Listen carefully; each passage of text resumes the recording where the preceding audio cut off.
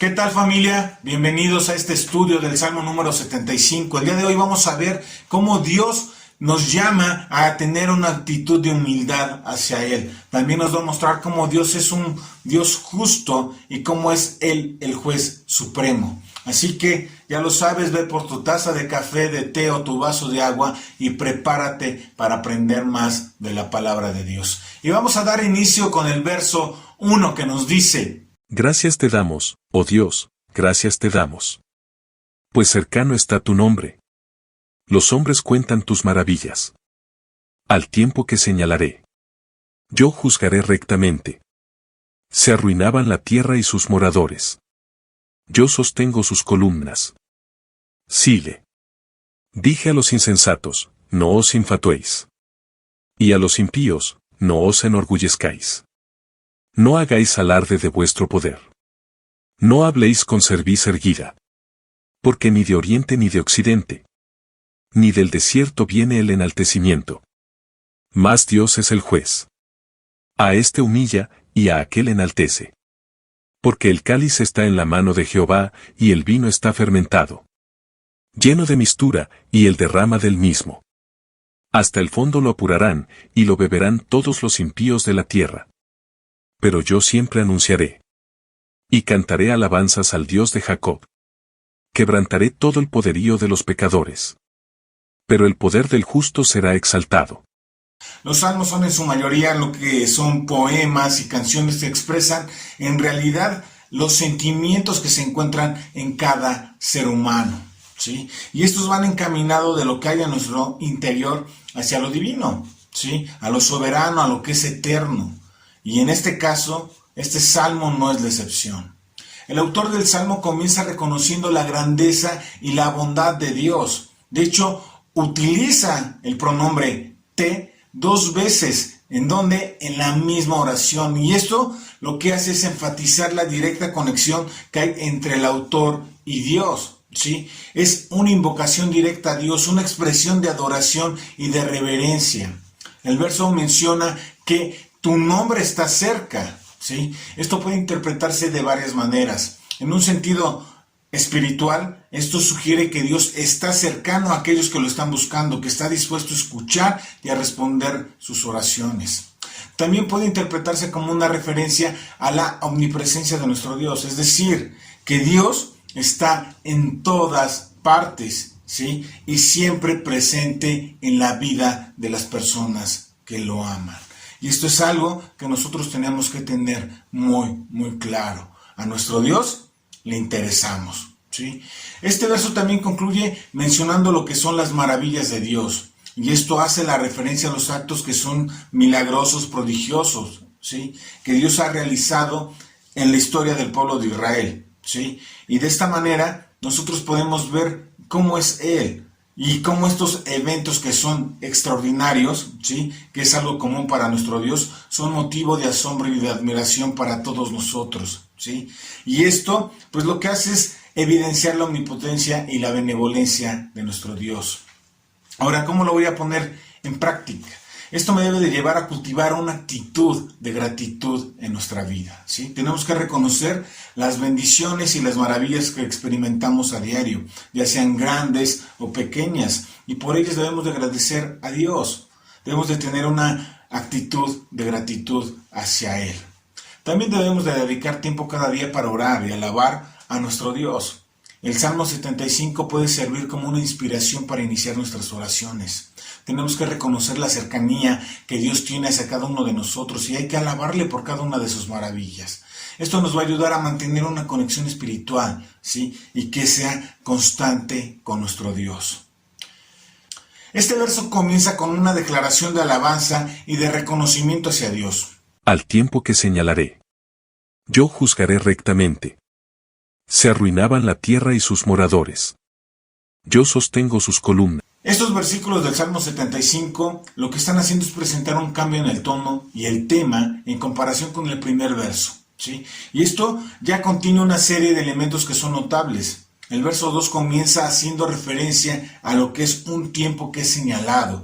Y este término lo que está haciendo es afirmar que Dios tiene un plan y un propósito, ¿sí? Y este es específico. y que va a ¿qué? Ejecutar un juicio. Y en este contexto, ¿sí? A menudo se habla de un tiempo señalado en la Biblia, ¿no? En el que Dios interviene en la historia de la humanidad. ¿Para qué? Para impartir un juicio o redención. Y aquí el salmista lo que está haciendo es afirmar que cuando llegue el momento preciso, el momento designado, Dios va a juzgar de una manera recta, ¿sí? Este juicio de Dios se considera también que es justo, que es perfecto, ya que Dios es quien juzga. Él es nuestro supremo juez. El verso 3 presenta una imagen poderosa. Se deshace la tierra y todos sus moradores. Esta frase también puede entenderse de varias maneras. En un sentido literal puede referirse a catástrofes naturales o eventos que son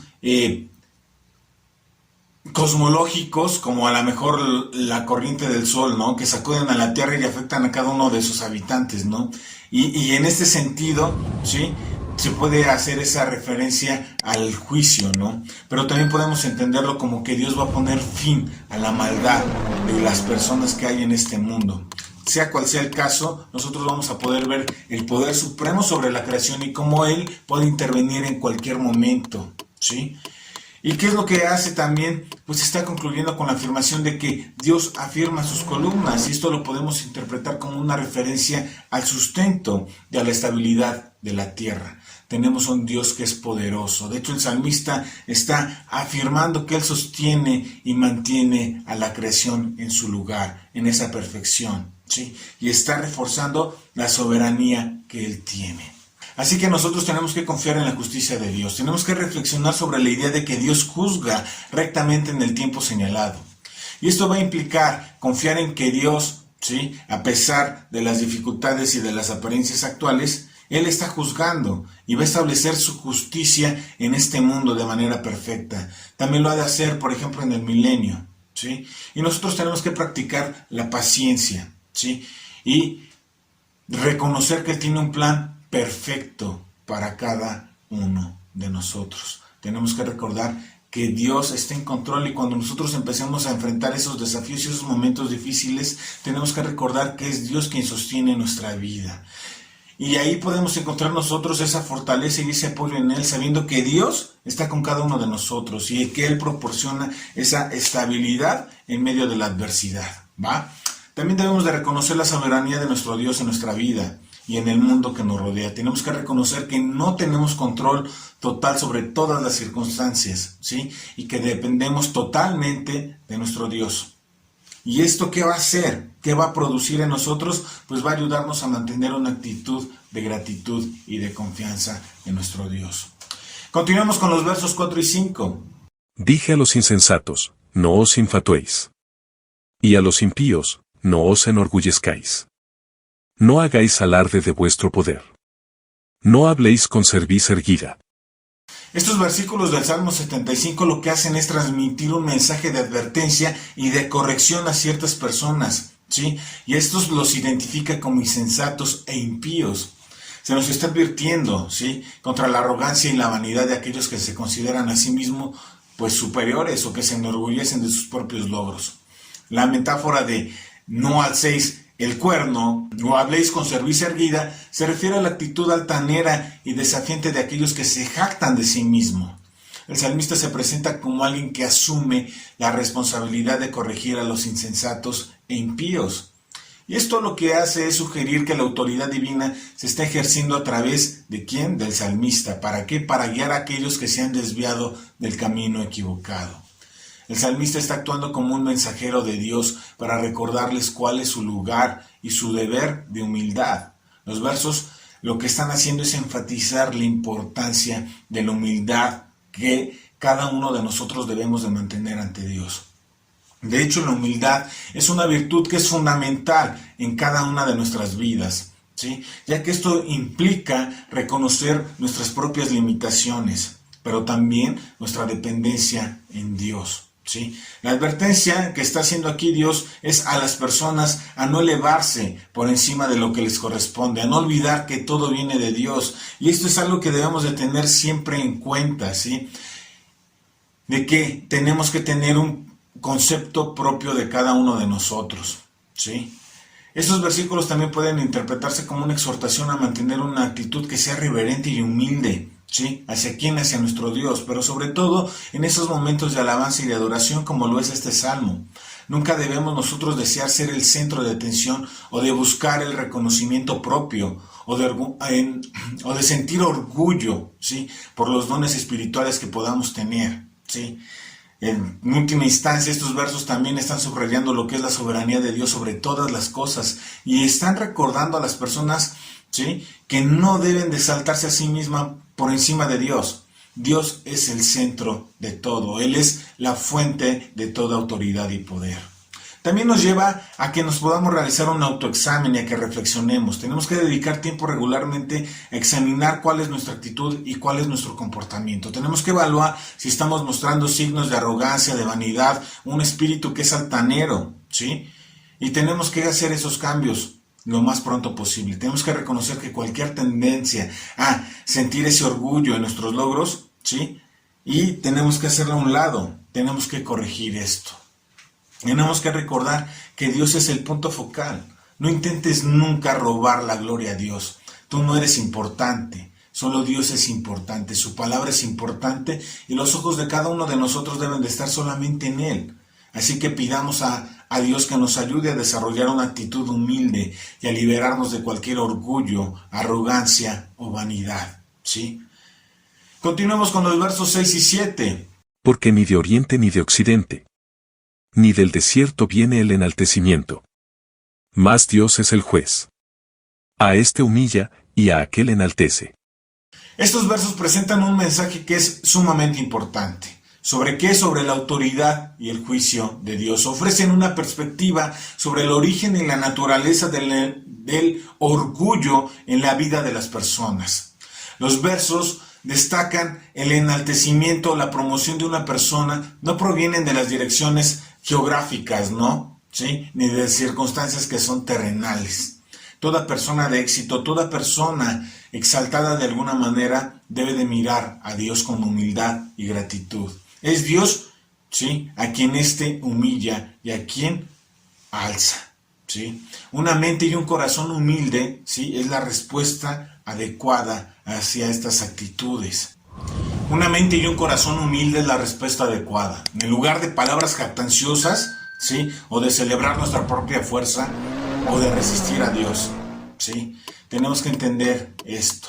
Dios es quien enaltece o humilla. Aquí se enfatiza que el juicio pertenece a Dios, y esto implica que Dios es el juez supremo y que tiene el conocimiento perfecto para evaluar las acciones, las intenciones y los méritos de cada persona. El juicio, ¿sí?, de Él es imparcial y es justo. No se basa en ningún prejuicio terrenal, ¿sí? No está contaminada su mente, ni prejuzga a alguien. No, Él se basa simplemente en los hechos. También se nos ilustra cómo Dios puede invertir las situaciones de las personas. Dios puede abatir a aquellos que se han elevado injustamente, ¿sí?, o que han actuado con orgullo. Y también puede levantar a aquellos que han sido humillados. Esta enseñanza nos enseña que la justicia de Dios va a prevalecer en última instancia. Debemos de tenerlo muy, muy claro, ¿sí? Debemos tener claridad en que la fe en la providencia de Dios es fundamental, ¿sí? Tenemos que comprender que Dios tiene pleno control sobre todas las cosas, sobre el curso de nuestra vida y que su juicio es justo. Las personas podemos encontrar en Dios el consuelo y la esperanza incluso en medio de las dificultades. Tenemos que reconocer y observar la autoridad de Dios. Tenemos que reflexionar de manera continua, de manera regular sobre la autoridad suprema de nuestro Dios en nuestra vida, pero también en el mundo en general. ¿Sí? ¿Y qué va a pasar con esto? Esto nos va a ayudar a mantener una actitud de humildad y de recordar que nuestro éxito, ¿sí?, que tu éxito proviene de Dios, ¿sí? Olvídate de que es de tu gran inteligencia, de tus fuerzas, de tu esfuerzo, ¿sí? No, proviene de Dios. También Dios nos está enseñando que tenemos que tener humildad en el éxito. Así que si experimentas éxito o reconocimiento en tu vida, ¿sí?, atribuye este éxito a la gracia de Dios, en lugar de atribuirlo exclusivamente a tus esfuerzos. Mantén una actitud de gratitud y de humildad, y reconoce y enaltece a Dios, porque de Él proviene. Tengamos cuidado con esto, hermanos, porque el orgullo, ¿sí? Es algo que es tremendo. Hagámoslo a un lado. Ten paciencia en la adversidad. Si te encuentras en momentos de dificultad, recuerda que Dios puede levantar a aquellos que han sido abatidos, ¿sí? Mantén la confianza en que Dios va a proveerte la salida para estas situaciones. Y tenemos nosotros que buscar aprender estas lecciones de vida, ¿sí? Tenemos que adquirir humildad, tenemos que perseverar incluso en medio de la prueba, ¿sí? También nos enseña estos versos que tenemos que trabajar y alcanzar. No nos equivoquemos, el trabajo duro, la preparación y los buenos hábitos y otros aspectos humanos contribuyen al éxito. Realmente lo hacen. Sin embargo, incluso con esos dones, esas habilidades, esos hábitos, tenemos que considerar la humildad y la gratitud en medio de ellos y reconocer que Él nos da todo. ¿Para qué? Para que alcancemos las metas. Nuestro Dios nos provee con su gracia y su misericordia. Tenemos que orar y confiar en Dios. Fortalece tu relación con Dios a través de la oración y la meditación de su palabra. Pon en sus manos tus preocupaciones, tus deseos, tus sueños. Confía en que Él tiene un plan y un propósito para tu vida. Practica la paciencia mientras esperas las respuestas a tus oraciones.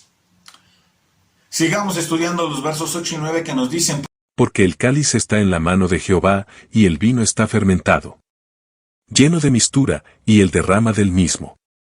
Hasta el fondo lo apurarán, y lo beberán todos los impíos de la tierra. Pero yo siempre anunciaré, y cantaré alabanzas al Dios de Jacob. Así que analicemos el verso. El verso 8 comienza con una metáfora que es poderosa, ¿no? Porque en la mano Jehová tiene una copa, ¿sí? Esta copa lo que hace es simbolizar el juicio de Dios, ¿sí? Y el destino que Dios tiene preparado para las personas que son impías. De hecho, el vino en la copa se describe como rojo y lleno de mistura, lo que sugiere la intensidad y la severidad del juicio de Dios, ¿sí? Este verso continúa describiendo cómo Dios derrama el contenido de esta copa, ¿no? Y este es un acto que representa la ejecución de su juicio sobre los impíos.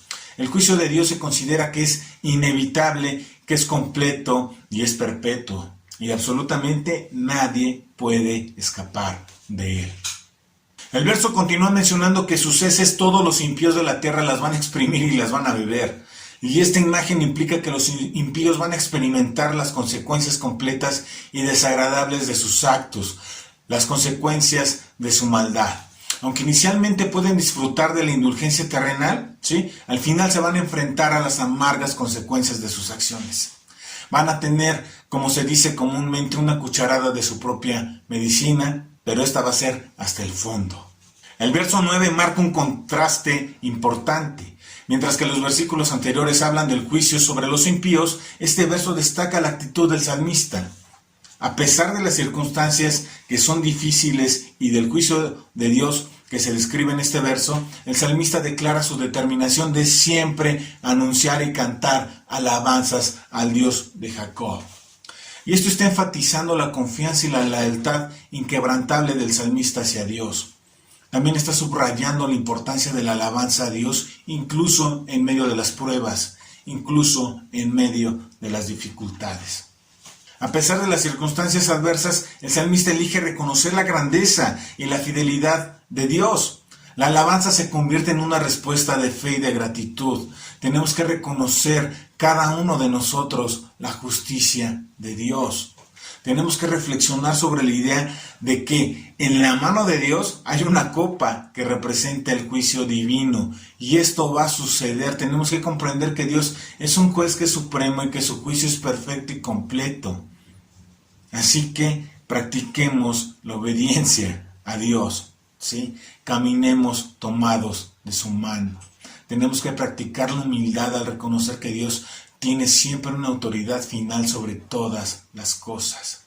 También podemos aprender que tenemos que evitar la maldad y la injusticia.